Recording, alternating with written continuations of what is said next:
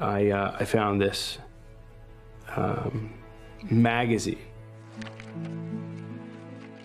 It was a naturalist magazine with a video ordering section that had naked kids in it, and there was circles around the videos to be ordered. That was just a devastating blow for me. That was a psychological hit that I never, now I see how this case is going, and all of a sudden I see that, and I came to a conclusion that everything has been lied to me. Now this is the realm of sexual abuse of children. Now it became very real to me. And it became very real that Frank knew about what's going on and he's not coming forward.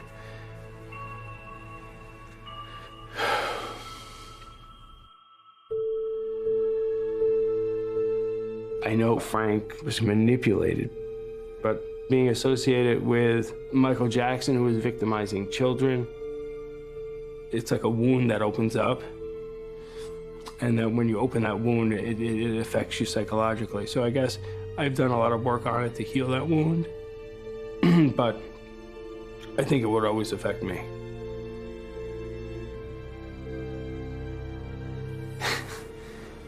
I've had years of healing, but it still hurts. If Michael was actually committing sex abuse against children, he needs to be brought to justice.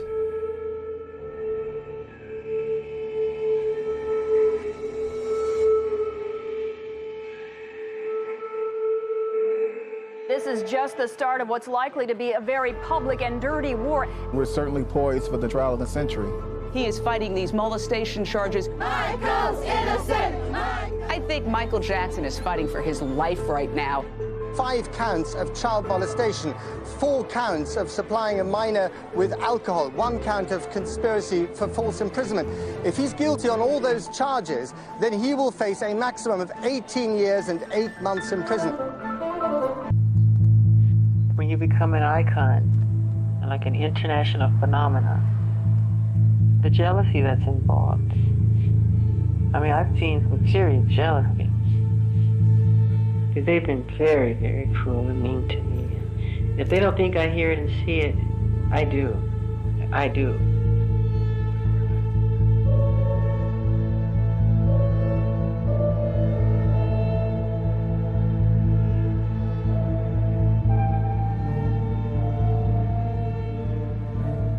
People could only see way before any of this crap that they started and allegations and all these lies and stories.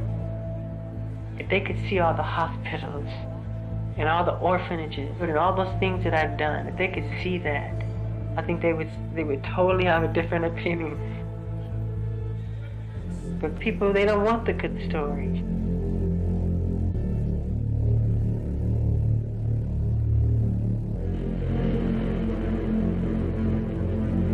Very mixed up. Michael had some kind of control over me. And I didn't say what I should have said, which was the truth. I held it back.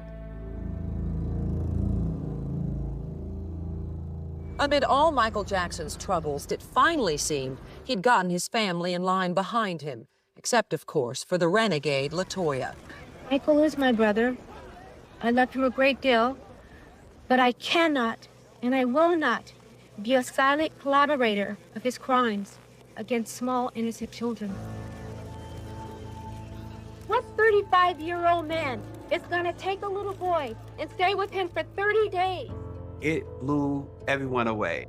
The family is horrified and angry at the same time. There's no validity to what she is saying. It's absolutely not true. My brother is not a child molester. LaToya is lying, and I'll tell her to her face she's lying. LaToya was ostracized for that. And not only was she ostracized from the family, but fans turned on her in droves.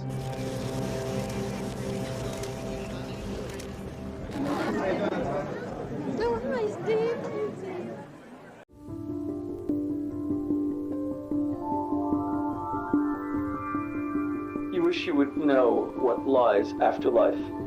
Yeah. What heaven is like. I always said if I had to die, I want to be buried right where there's children. I want them next to me. I would feel safer that way. I need their spirit to protect me.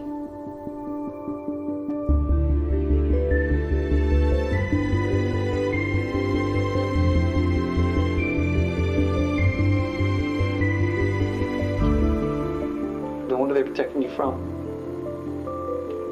I see them as protection. I see them as like angels. He put his hand in my pants. Did he put it on the outside? Inside. Inside?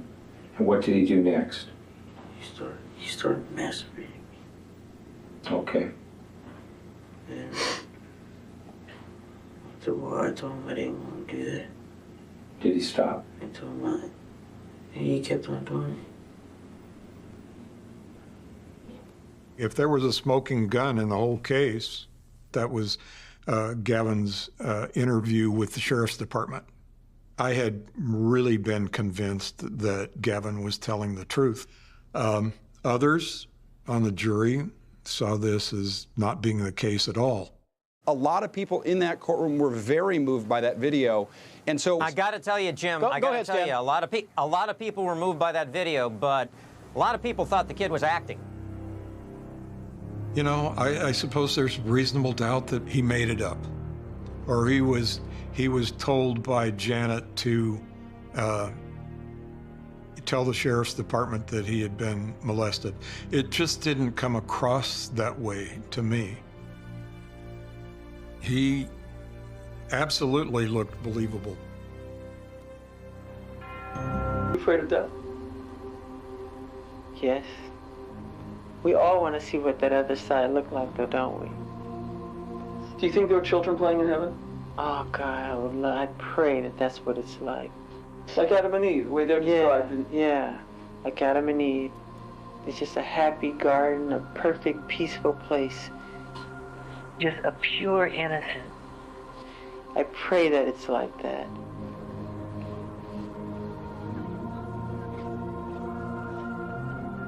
Michael's favorite word was innocence, because Michael was robbed of that childhood innocence. He said to me, I never had innocence. My life has been a constant effort to reclaim lost innocence, like a return to Eden, a return to paradise.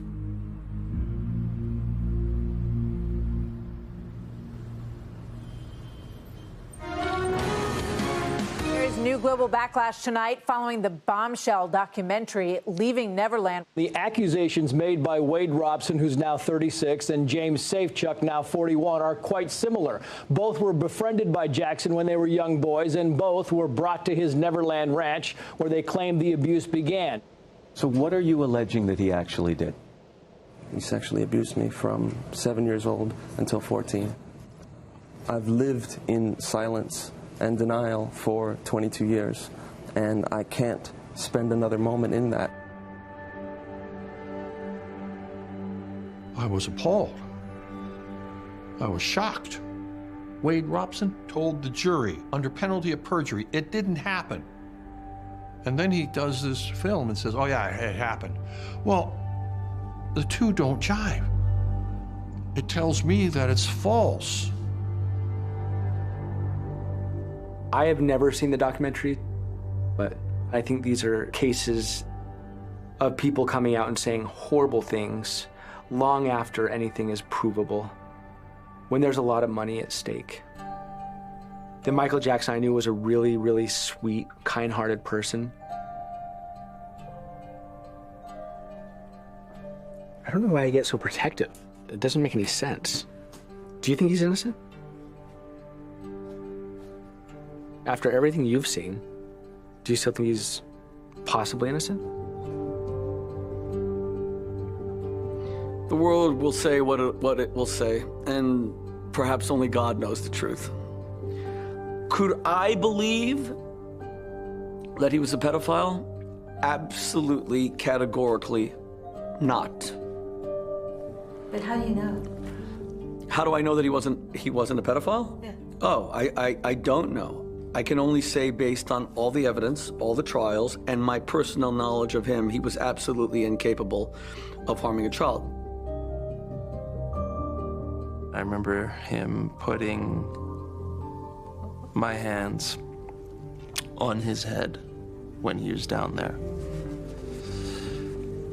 I'll never forget the feeling of his hair. The way they painted the picture of inappropriate behavior, sexual molestation, it moved me. I just thought, oh my gosh. If you saw that documentary, you have to have some compassion for Wade and James. I think I was just like kind of wincing, and I was asking him not to do it, but he did it, and he said, oh, you'll like it. It was so powerful, so powerful. I was as big a Michael Jackson fan as anyone. But that documentary showed how this man manipulated not just those boys, not just their family. Michael manipulated the entire world.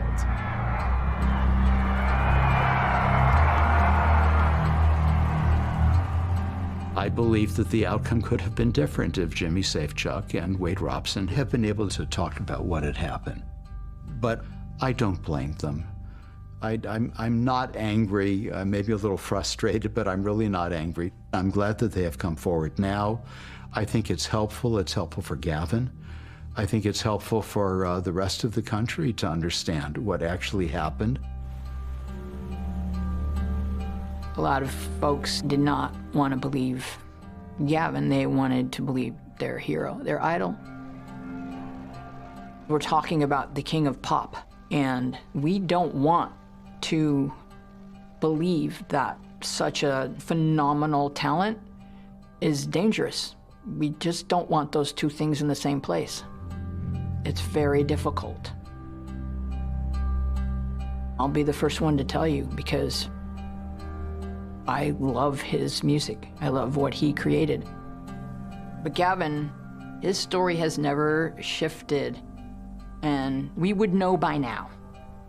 If the reason they had done this was money, there's been no exchange of money in regards to any of this for the Arvizo family.